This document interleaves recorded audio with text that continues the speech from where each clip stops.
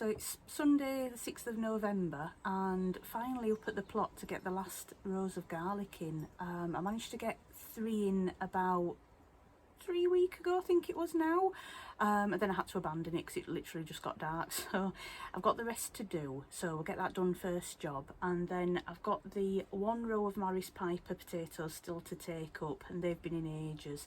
The row that I took up a week ago, it's actually pretty clean. I was surprised. There is some damage to it, but it's all been grown under a sheet of visqueen, like DPM, like a plastic, just because the weeds are so terrible. We've got mare's tail or horsetail, whatever you want to call it, doesn't matter, it's just as bad. And it's just absolutely awful. So I've been growing at the front of the plot through that just to try and suppress it, and it worked so well because of the heat wave this year. It's actually kept loads of moisture in, but it's also kept all the rain that we've had lately off it, so not a lot of rot but a bit of pest damage. We'll get them up and then I can take all those home, and then everything really at the front of the plot is clear for fresh stuff. There is the row of purple sprouting broccoli in that I covered on the last video, but I think the rest of it is just going to get a top dressing with fresh compost and then get covered over and with the sheet back over as well, and then just left until the new year, and that should all be ready to plant straight into them. I'll give you a little spin round the messy shed because it is a tip. It looks nice on the outside, but it's a real tip on the inside, and it might just give you a chuckle.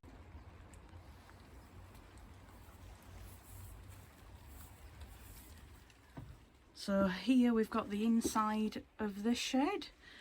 What a mess. Most important thing, chair, loads of bags, and they're actually sat in a baby bath of those, because that baby bath, I've got plans to make it into the little wildlife pond. It was meant to be a last year project, but it didn't happen, so we'll see if it happens this winter or not. Tons of buckety things, dead normal. I think that barrel, I think that's got like seed composting, I think. Sacks and, you know, paraphernalia. Snack and tea making shelf, bit of like bird seed and mealworms and paint and all that sort of happy stuff. This, well, it's all a work in progress, but this is a bit of work in progress because it's still on with being tidied, but we've got some bits of paint and feed and tools and, you know, mess. A wheelbarrow, lovely. Spare hanging basket, little push along mower, roll of DPM stuff, and neatest part is probably this tool board which I just made a few weeks ago, and my little shadow board. And I mentioned on, I think it was on Instagram or something, but I think I must have been on autopilot because I don't really know why I created a specific space for the wallpaper scraper, because the only time that got used is when I re-roofed the shed roof. Refelted it, so it really needs to go home because it hasn't got much of a use here. But anyway, look, there it is. Screws and stuff, little hangy thing for my coat and bag and whatever, and then we've just got some tools chucked there, and my little doormat, which is grubby so you can't see it, but you know, it's doing its job. Look, growing Plotty, so cute.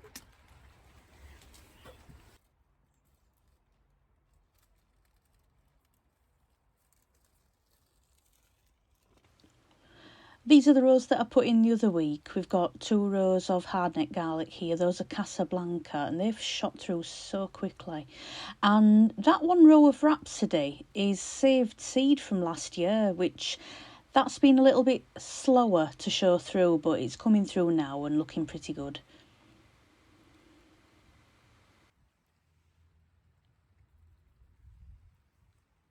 We did have a little bit of frost the other day, and it has clearly touched that nasturtium there. It's looking very sad.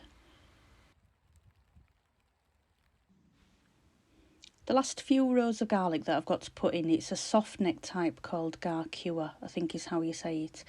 And it says that it's quite a strong flavoured one, and it makes quite nice big cloves. It's quite important that when you put your garlic in that you give it enough space, otherwise it'll crowd each other out and you won't get the nice full-sized bulbs. So what I'd recommend using is a special calibrated piece of bamboo, just like I've got here, and I've cleverly marked on the side some little inch increments with marker pen, so I can be sure that I'm putting every clove in at 7 inches apart.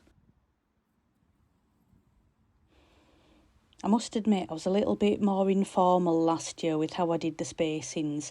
What I did was, you know when you stick your little finger out and your thumb and you make like a bit of a cool dude skater boy sort of hand gesture? I did that, and that's what I used to space everything out, and I've got quite small hands, so it's probably about 6 inches I'd say, and everything grew fine apart from there was one row in the bed which was saved seed from the year before. It doesn't help that I can't remember the variety that it was, but for some bizarre reason, the cloves did actually split rather than it just making a mono bulb or anything like that. But the bulbs were really, really small, and everything else around it, all the new seed, grew absolutely fine, just how you'd expect. And like I said, they're all the same sort of spacing, so it must have been something to do with saving the seed from the year before, but I've no idea what it was that caused it really. And it did actually look perfectly healthy. So because of that, this year I've only put one row in from the saved seed. Now it is that Rhapsody row that's already growing, so it'd be interesting to see if that comes on reasonable or whether I have any more problems with the saved seed this year.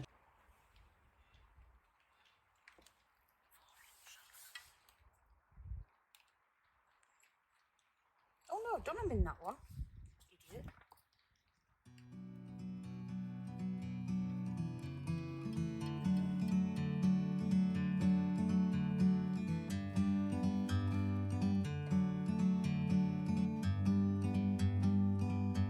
Like a bird on a tree,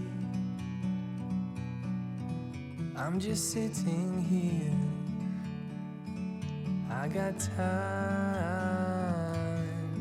it's clear to see. From up here, the world seems small. We can sit together. It's so beautiful, you and me. We meant to be in the great outdoors, forever free.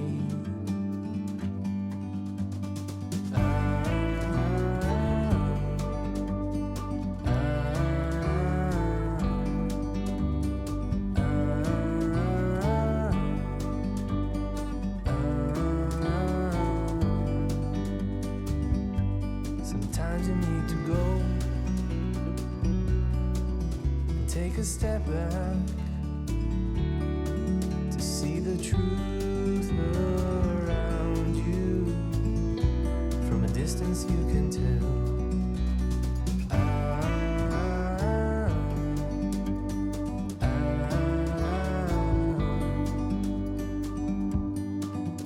You and me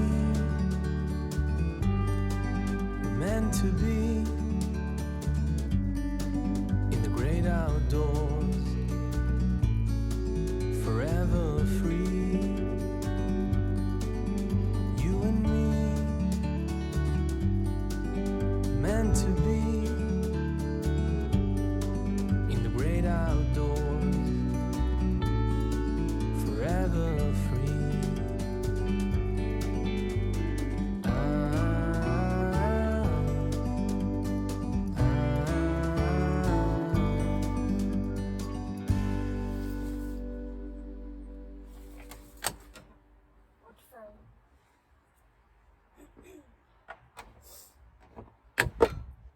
Oh, it's still there.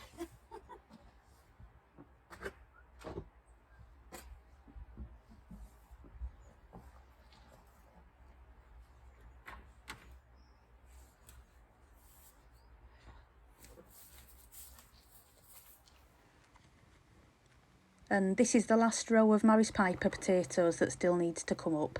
There was another row which is already out, and there was 2 rows of Cara potatoes where the purple sprouting broccoli cage is, and they're already out as well, clearly. So we'll get this sheet rolled back and we'll see what sort of state they're in. So it's pretty clear that there's a little bit of a slug problem going on under this sheet, which is not totally surprising. But I did treat all the front of the plot where this sheet is earlier in the year with the slug nematodes. I think it was maybe March time. And lo and behold, they're back again. So what I'm thinking is if I pick as many off as I can, I'm going to take them off the plot so that they can't wiggle their way back up here, and I'm hoping that that might help decrease the numbers for next year, and I might be able to get on top of them, because having this sheet, it does give them quite a nice habitat to hide under, but it's a little bit of a necessary evil just to keep the weeds down and to keep the water in, especially if we're going to have a summer the same as what we've had this year. Yep, not a massive fan of those things, but anyway, let's see if we've got any salvageable spuds.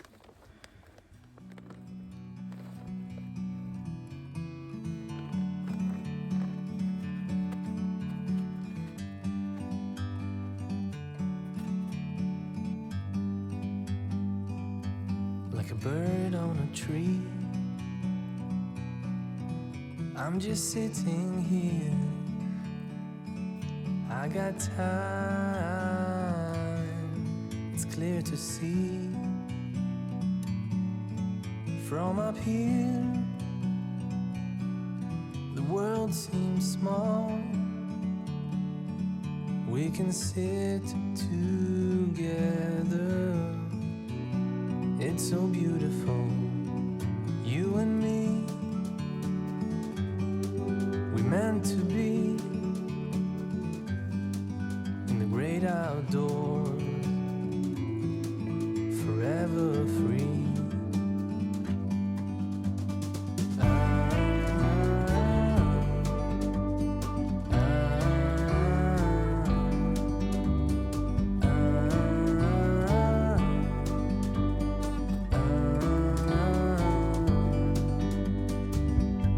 Sometimes you need to go and take a step back to see the truth around you. From a distance you can tell.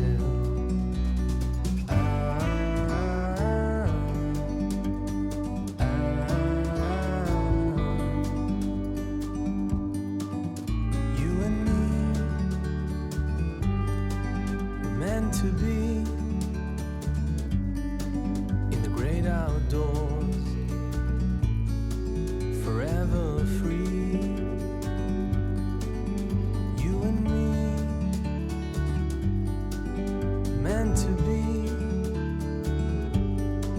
in the great outdoors, forever free.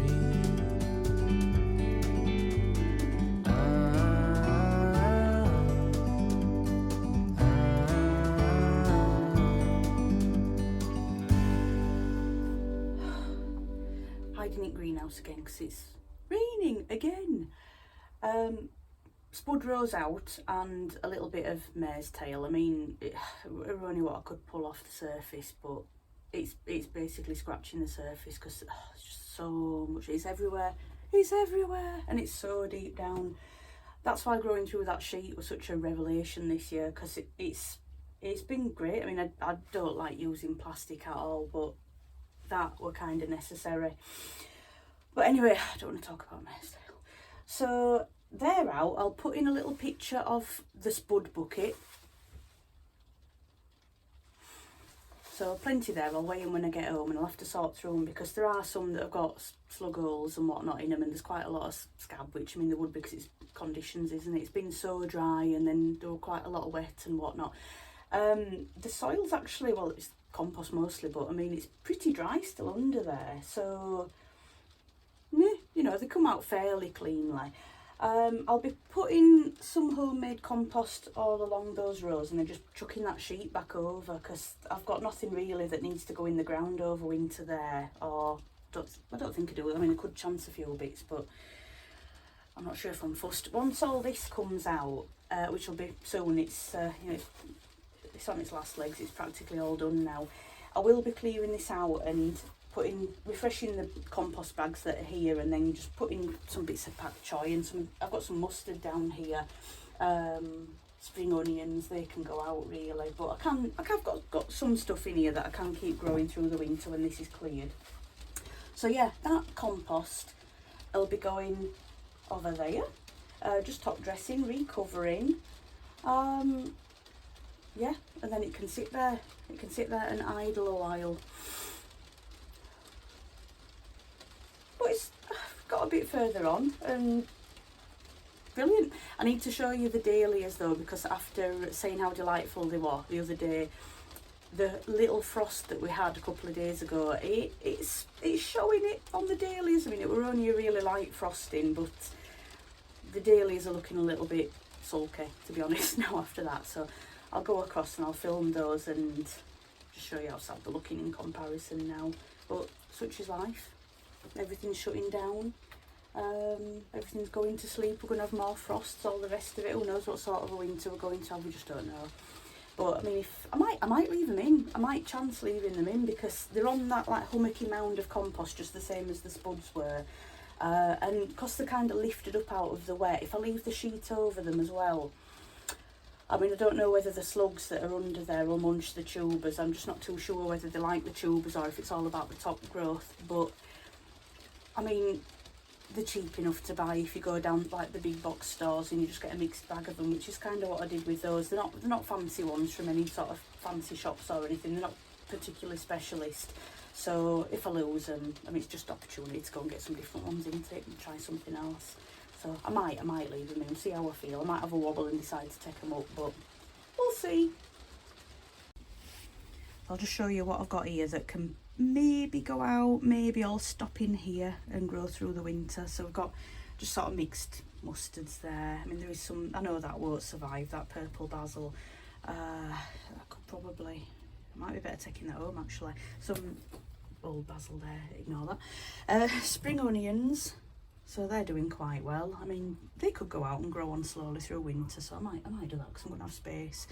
Oh, that's late now, forget that, that's Chinese cabbage. Pak choi, there's an outside chance if I plant those in here and keep them protected. I mean, I can put some bubble wrap in the greenhouse, I have got some, so that might get growing on. And then the tat soy, something's having a bit of a nibble on that, but I did put a couple of these outside, and one of them has completely disappeared and one of them just keeps getting munched, so something's loving it out there.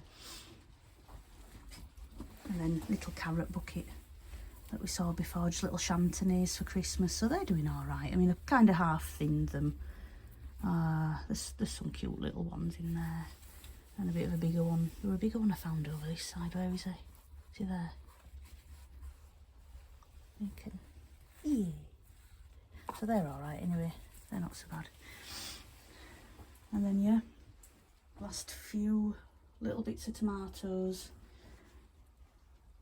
I mean, really, I could have. Most people would have cleared all this and just got shut and got set on with something else, but I haven't, quite frankly. Yeah, I haven't quite got around to it yet, and I did want to see how far we could push these on, just see if they did get red, because I'm not a fan of green tomato chutney either. I mean, I know there's other things you can do with it, but I've enough prep to be doing. Got 100 kilo of squash at home, so I mean, some of that will be made into soups and curries and all sorts of stuff. So yeah, I've got plenty to be doing, especially with all the potatoes as well. I'll just peep you out of the window. And so, little peep at the compost pile. That were all dug out of one of the compost heaps not that long ago, just a few weeks ago, and it all came out of one bay, and there's loads. So some of that will be going on top of where the potatoes have just come out of.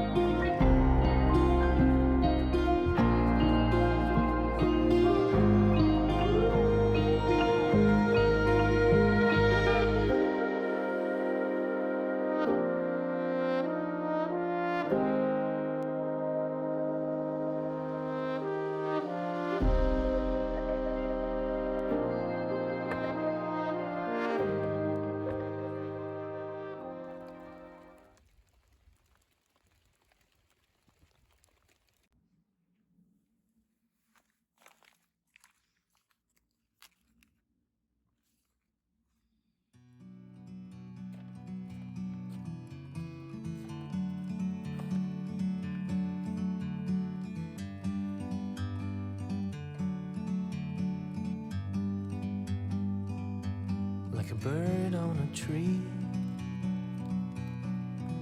I'm just sitting here, I got time, it's clear to see. From up here, the world seems small. We can sit together, it's so beautiful, you and me, we meant to be. It's definitely time to get these runner beans harvested now. It's starting to get really, really rainy and there's a bit of a worry that they're going to rot on the plant. This type is white emergo, I think that's how you say it at least, and it makes quite a big bean if you leave them to go mature. Almost like the Greek gigantes that a lot of people are growing at the moment. And I just think these are a really reliable one and pretty readily available as well. They are quite a late showing of these ones because they did struggle to set seed during the earlier part of the summer. I think it was the excessive heat that we had. I think they had a lot of dry set on them. And I did try spraying them with the hose pipe. I think I might have mentioned this before, but it didn't do anything. You know, it's just a momentary thing. And I really do think it was the lack of humidity that just didn't pollinate the flowers properly. But anyway, since it's cooled down a bit, they have done really well now. And I just left them on the plant just to turn into mature beans. I didn't really take any, I don't think, as young pods. But I did have a sowing of the Golden Gate beans, though, nearer the front of the plot, and they did for the beans in the pods. So we'll get all these off these plants, and then I can take them home and shell them and put them in the freezer.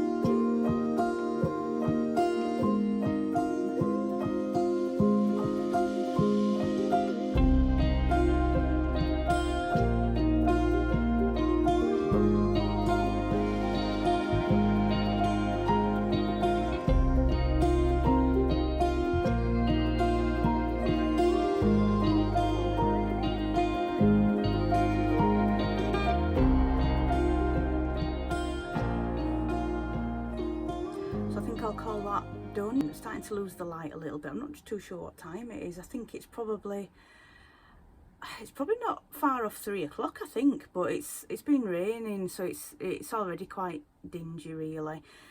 But potatoes are up. Picked some last run of beans so I can shell those at home, and then they'll just be going straight in the freezer. So that's nice that that's done. Garlic's done. Some stuff put in the compost heap, that's great, you know, usual stuff that's happening every day.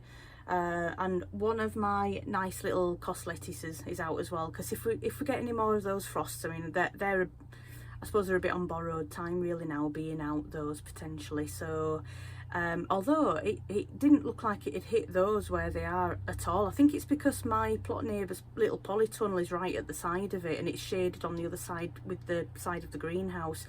So I think that bed might be a little bit protected, but the bit where the dahlias are, it's quite open up the top of the plot, and the wind does tend to come down the plot, so they are quite exposed. So it's a fair cut really, isn't it? So yeah, got a lettuce to take home, some beans. I think there's a couple of tomatoes that I think I'll just nip in and take as well. And Wednesday, if I get down here, it might be a job to actually clear the greenhouse out completely and just prep it for planting some of those bits of mustard and pak choi and that sort of thing, just commit to it. But I think I'm just hanging on to summer, because it was the first year that I've ever had growing in a greenhouse, and it was just, I was so proud. It was just so good. It was amazing. Really enjoyed it, and you know, saying goodbye to summer, even though it's early November now. It's just, I don't know, I'm hanging on. But yeah, I've got to commit and they've got to go.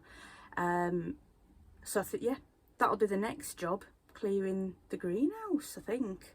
Oh, and mulching the beds that are under the plastic as well, and then they can sleep for the winter. And yeah, that's it. So thank you again for watching, and see you next time. Bye.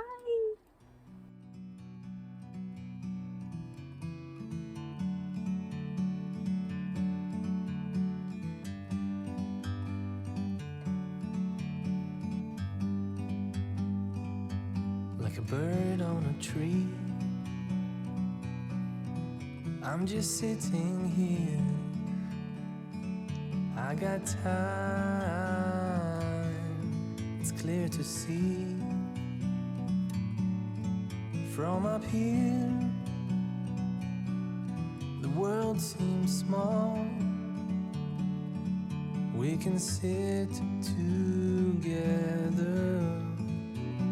It's so beautiful, you and me.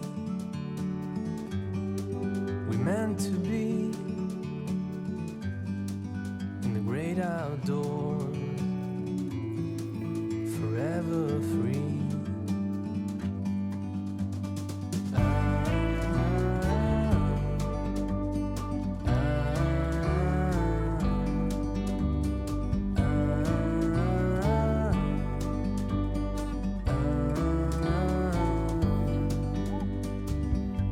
Sometimes you need to go and take a step back to see the truth.